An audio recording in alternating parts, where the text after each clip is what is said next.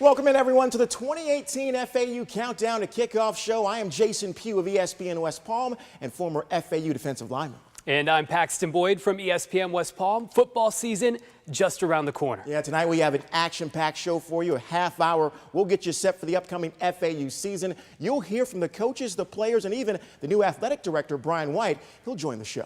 But we begin, of course, with head coach Lane Kiffin. In his first year leading the Owls, Coach Kiffin took a 3-win team from the year before and led them to 10 straight wins and a Conference USA title. I had the chance to sit down with Coach Kiffin as he gets set for the upcoming season.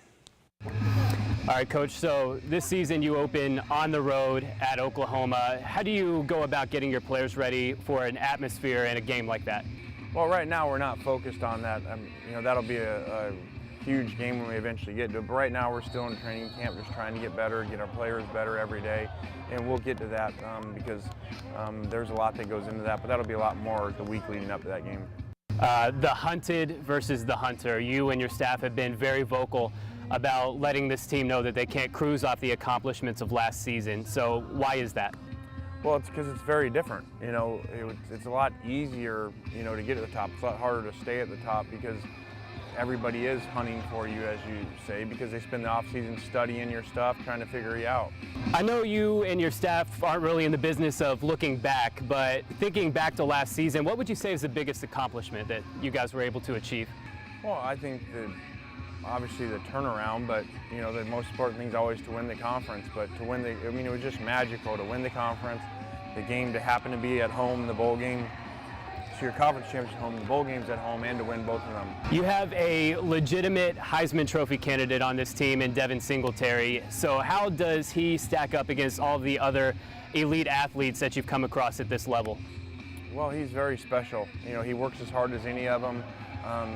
Not as big and as fast as some of those guys, but work ethic's unbelievable, and his vision, the first guy that hardly ever tackles him. What is it that you love about South Florida, specifically Boca Raton, Palm Beach County, this area? What is it that you love about this place so much? Well, I think there's a reason why people move here all the time, and why it's really expensive to live, because obviously the great weather, the beaches, so much to do, so many sporting things to do, and awesome people around. What does Florida Atlantic have that places like Tennessee and USC necessarily don't?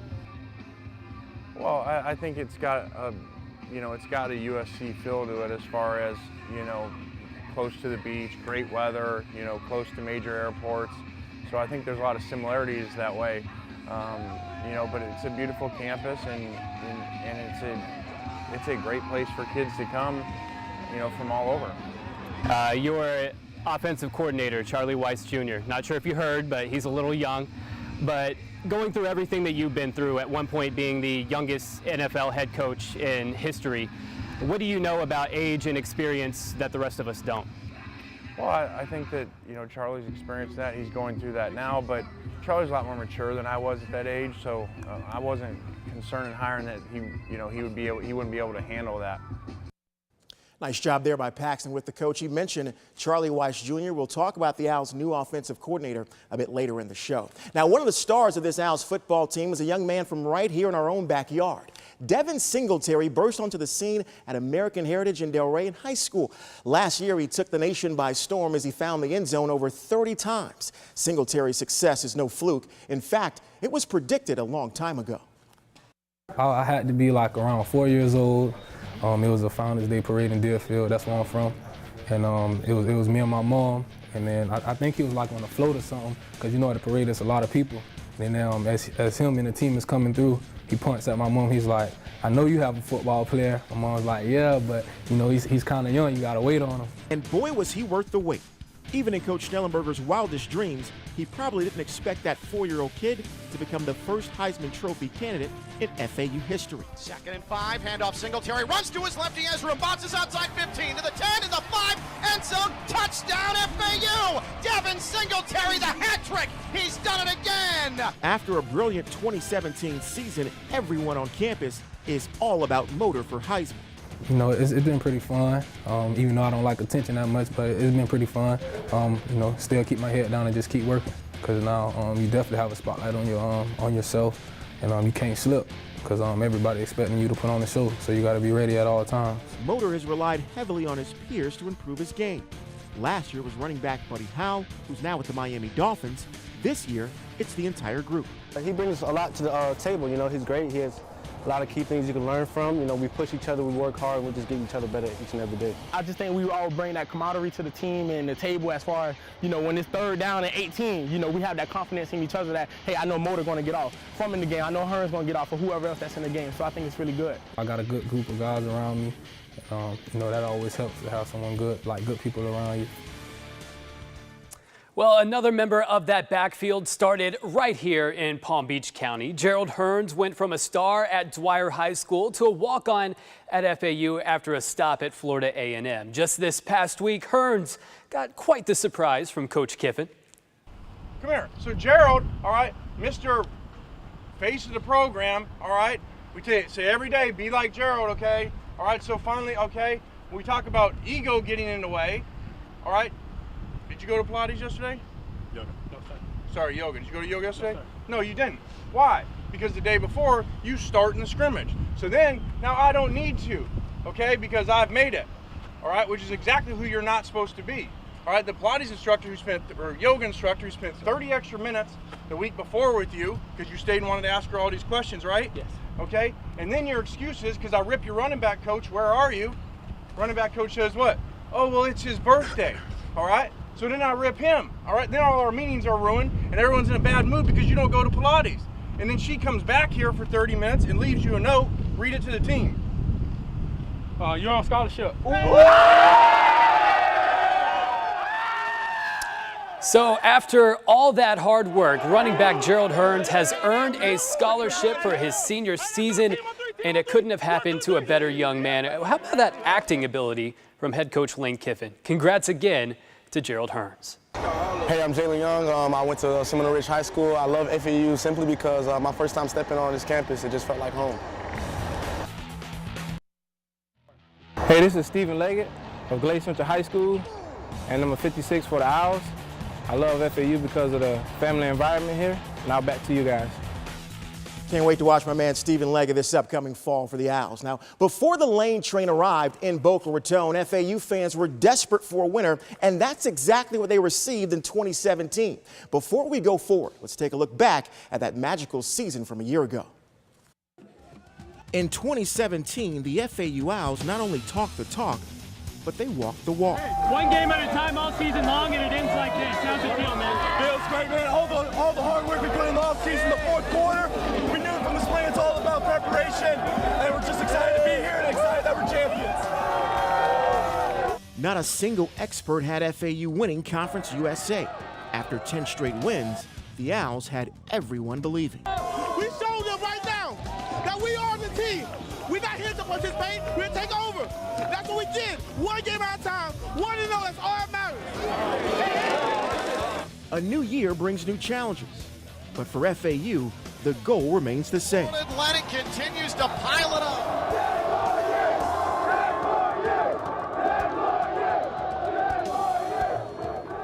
Now, while the Owls offense gets all the attention, the Owls defense could be leading the way this season. One of the leaders this season is former Seminole Ridge star Jaelyn Young. Now, last year, Young was second in the entire nation with 7 interceptions, though his journey to the top has had some speed bumps along the way. Throws towards the end zone. Intercepted! On the run, Jaelyn Young. Here he comes, bringing it out of the end zone. There's so much that goes into a jersey number. It's not even, I think about it, it's embedded in me. But for safety Jaelyn Young, It's tattooed on me in red ink. the number 18 is everything. The number 18 is Roman numerals on my arm. But it was originally Jalen's younger brother, Antonio, who was set to wear the number. He was so excited. Every day he would come in the house, Jalen, I'm wearing number 18. This is my jersey. This is what it's gonna look like.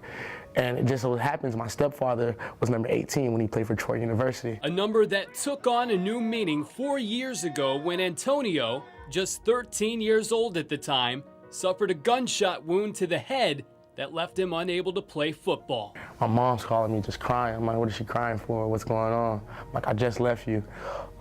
She's crying. She's like, your brother, he's been shot. On July 3rd, 2014, Antonio was shot in the head by a friend while they were playing with a pellet gun in the home across the street. That night, I was because it was just on my mind all night. I'm like, I gotta do something, I gotta do something. And that night I called one of my teammates and was like, would it be okay if I switched number 18s if I switched 18 and you took 3? And he was like, yeah, and so that's why I wear that number and I wear it with pride. The shooting, which was determined to be an accident, left Antonio dead at the scene. When he got in the back of the ambulance truck, his heart just started beating back, and that's when they called the trauma hawks. But you know, when I getting to the hospital, they came out. They was like, listen, it'll be a miracle if your brother came out of this. It would have to be a sincerely miracle. But they was like, this is the place where miracle happens. 3 days later, Antonio underwent emergency surgery at St. Mary's Medical Center in West Palm Beach. 2 weeks after that, he woke up. I saw him for the first time. You know, I saw him, his skull was, like this part was removed. So like, I'm just like, the first thing I do, I just cried. I just looked at him in the eyes and I just cried. And then he looked at me and he just told me, he was like, don't cry, it's gonna be all right. I was just happy to have my brother back. And not only back, but he woke up 100%. That was nothing but God. A new lease on life for Antonio. It just makes me feel like, you know, there's always someone looking. There's always someone there, you know. It's just really hard to just think back about. The snap on 3rd and 1. They fake the handoff to Smith. Fine is hit in the backfield and dropped by Jaelyn Young. And motivation both in the classroom and on the field for Jaelyn. My brother's, he's my everything. He was gonna be better than me for sure. And you know, so I just feel like I'm living for him. I'm living through him. Once I touch that field, everything is for him. Antonio, who goes by AJ, has fully recovered from the injury, and even though he can no longer play football, he still makes it to every home game and remains his brother Jaelyn's biggest fan. Now, elsewhere on that defense, another senior leader is finally getting his chance to shine on the field this year. Ray Ellis has begun his journey back from injury, and we now have more on that injury. I knew I wanted to play again, so I knew exactly what it took. So I just did my work, and I'm back now, and hopefully it's a better time this time around. That hope is shared by everybody in the FAU program. Senior defensive tackle Ray Ellis has been one of the leaders of the Owls. He just hasn't necessarily done it on the field. Ellis saw his season cut short each of the last 2 seasons with a torn ACL. And by short, we mean short. Ellis has been on the field for just 1 total game the last 2 years combined. Last year, though, Ellis made sure to continue to be around the team. I wanted to be around the team because I saw how happy everybody was. And you know, if you're by yourself, it's going to be like mentally draining. It's going to be depressing. So I'd rather be around them. They can pick me up, even they don't know that. They don't know that specifically, but being around all that good energy picks you up and motivates you that you want to get back and be feeling what they're feeling. His time around the team was beneficial for all. Just learning, watching what he does. It's different when you see it done at the next level. So you want to learn what he's doing and how he became that successful at this level. So, I mean, it's great to have him around. Ellis did make the most of his time away from the field. He graduated with a degree and is now pursuing an MBA in sports management, which is just another step on his journey. It was a long 4 years. It was quick, but it was kind of long at the same time. But I'm so excited that I got it. You know, no mishaps in the classroom. I was pretty straightforward, and I'm really excited to get this grad school program started with. That journey led to the news of being officially cleared in late July, a feeling that felt just right. It was exciting because I knew this time was going to be the time. It's going to be right this time. I just felt a lot better this year than I did last year, and I just know I'm ready for this season.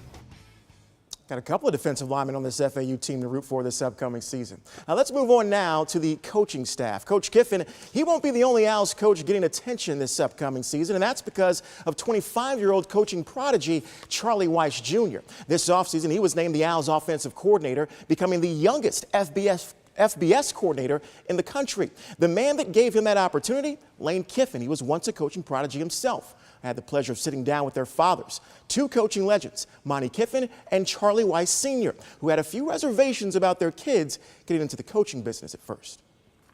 Well, as a dad, you're always a little concerned about, you know, your kid getting exposed, but because he's coming in under Lane, it really has eased my concern there, because I know that two things. First of all, Lane won't throw him under the bus, and number two, Lane will figure it out with Charlie exactly how to let this whole thing matriculate.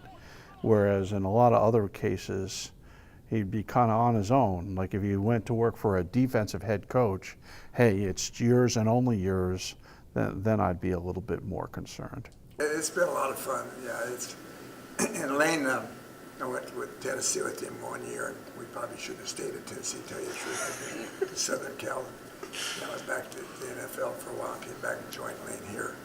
But it's been a lot of fun, and it really, really is. We got to get it going, keep it going now. We got a nice thing going, got it started. But I've just been around football my whole life, just like Charlie, and then have not just one but two kids involved, and it's been a lot of fun.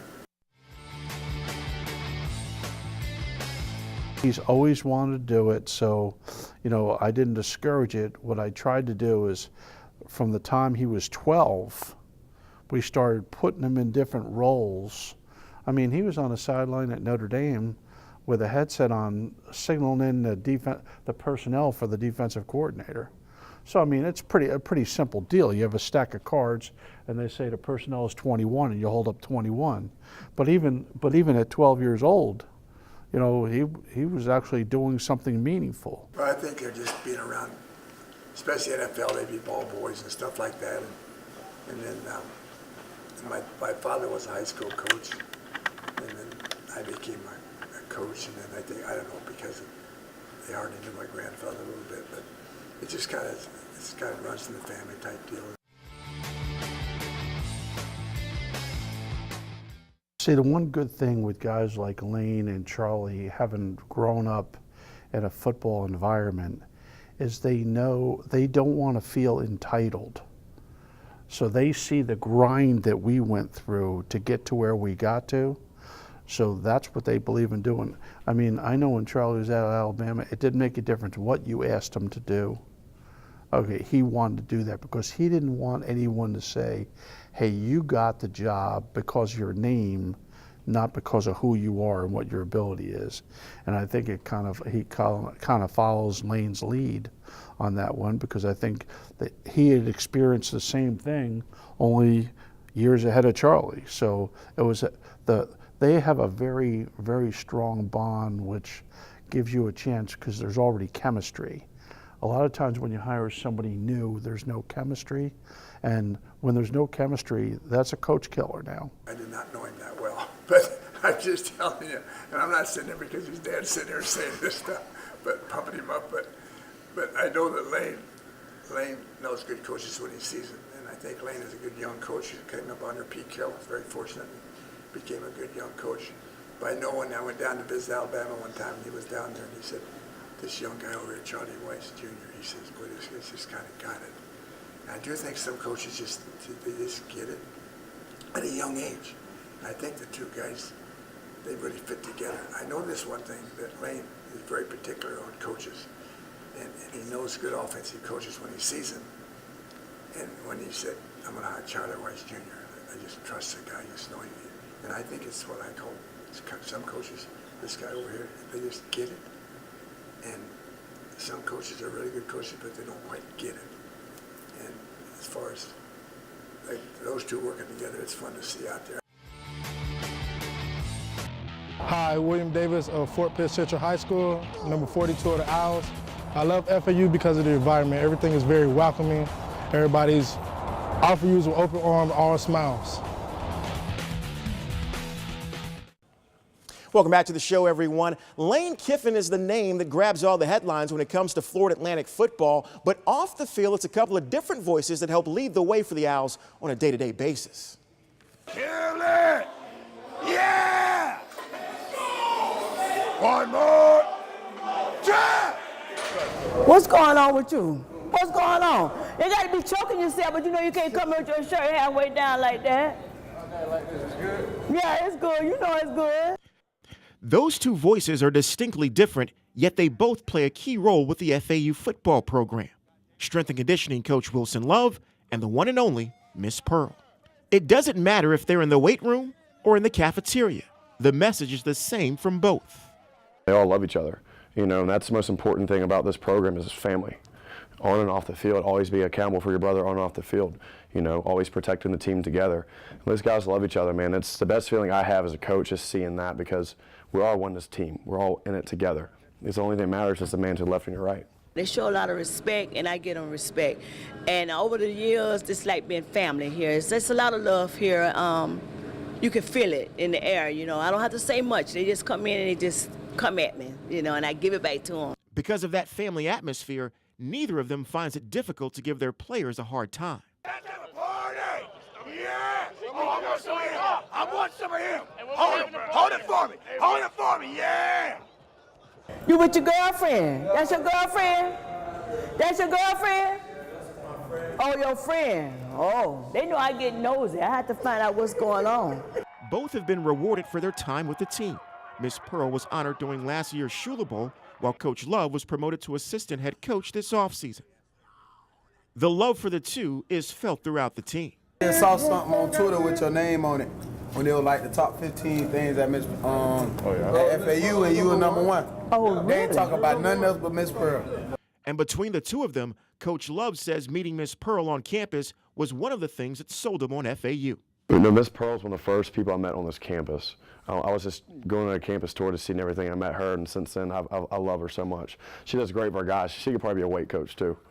She probably should be a football coach. She's awesome, though. Our guys are so lucky to have her. He come in here and he lied just as loud as me. And so I had to scream out, Coach Love, what's up? And then he'll say, Miss Pearl, what's going on? She's like, boy, I don't know who the loudest. You and Coach Love. Why you starting up with Coach Love? I said, that's my man. I love Coach Love. And, Coach Love stick his chest out. He walk all around here. I love him. He's the man. I'm telling you, he is so sweet. True story, Miss Pearl's first year working the FAU cafeteria, my freshman year playing football for Florida Atlantic University. She's still there to this day. That's awesome. Now, another new face that you'll see around FAU this upcoming season is in the form of the school's new athletic director. Brian White comes to Boca Raton after previously working at the University of Missouri. His family tree is one that is rooted in college athletics. His dad is the AD at Duke. His brother is the AD at UCF, and his other brother is the head basketball coach at the University of Florida. For White, one of the first things that he got to work on is the Heisman in Paradise campaign for Devin Singletary, a campaign that he is very, very pleased with so far. It's been really positive. I think, nationally and locally, Devin's, obviously what he did on the field last year is really impressive, but he's also a great human being. He's got a great personality. He's a great teammate. He's somebody that has a great influence on our program.